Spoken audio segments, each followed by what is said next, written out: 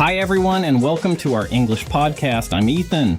And I'm Amelia. Today we're talking about something we can all relate to, bad memory. Have you ever forgotten something really important? Maybe a birthday or even your keys.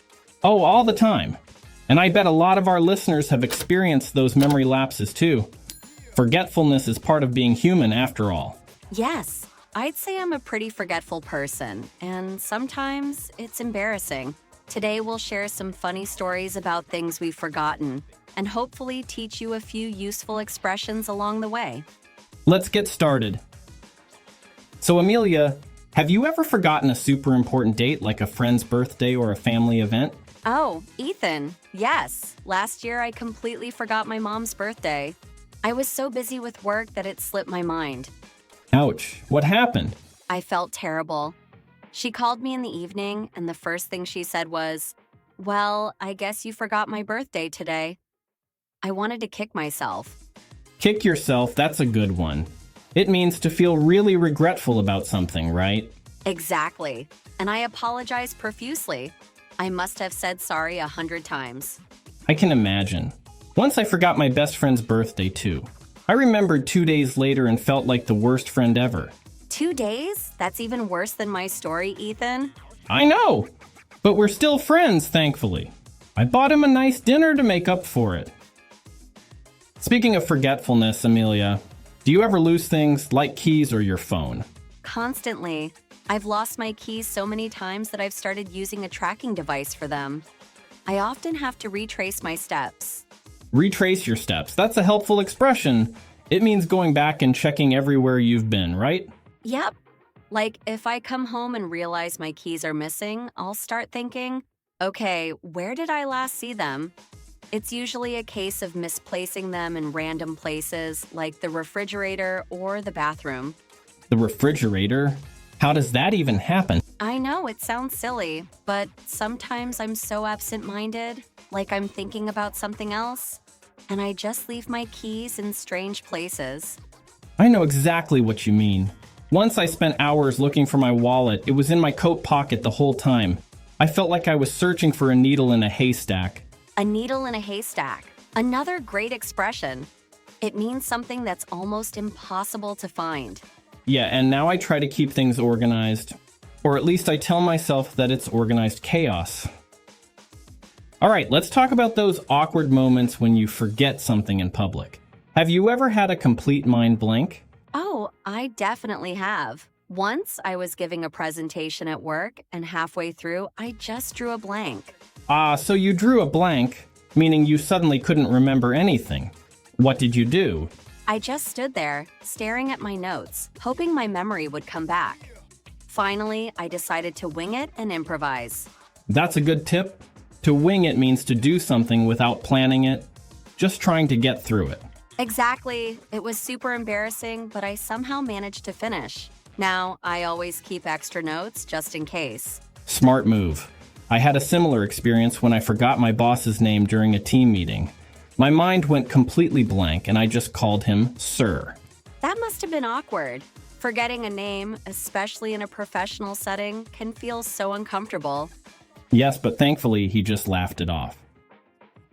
So Amelia, we've talked about some pretty funny and embarrassing stories of forgetfulness. But why do you think we're so forgetful? I mean, is there a reason why we can't remember things as well as we'd like? That's a great question, Ethan. Actually, there are a lot of factors that can lead to bad memory. One big reason is stress.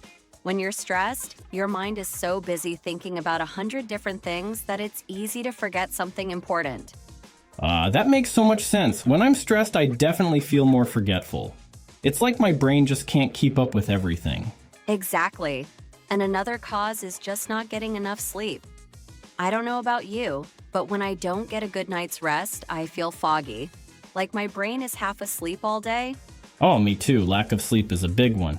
I once tried to go to a meeting after only a few hours of sleep, and I couldn't even remember half of what people were saying. Same here. Sleep helps our brain process memories and store them. So when we don't sleep enough, we're not really giving our brain a chance to catch up. So we've got stress and lack of sleep. What else? Well, there's also distraction. These days, with our phones buzzing, emails coming in, and social media notifications, it's easy to lose focus. When we're multitasking, we might think we're being productive, but we're really just making it harder to remember anything clearly. That's true. And it's hard to keep up when you're trying to do 5 things at once. I think all the notifications make me even more absent-minded. Right? And then there's the good old reason, age. As we get older, it's natural for memory to get a bit, let's say, weaker. It happens to all of us. Yeah, I guess that's true. And sometimes I feel like I'm already getting a little forgetful. It makes me wonder how I'll be in 10 or 20 years. Ha ha, I know what you mean. But even young people have memory problems. It's just part of life, I think. And there are so many causes of bad memory that it's no wonder we forget things sometimes. Totally. So if any of you listeners feel forgetful, don't worry. It's probably just one of these causes, or maybe even all of them. Exactly. We're all in this together. Now that we know what causes some of our forgetfulness, let's talk about ways to improve our memory. Amelia, have you tried any tricks to help you remember things? Yes, one method I use is called mnemonic devices. Have you heard of these, Ethan? I think so.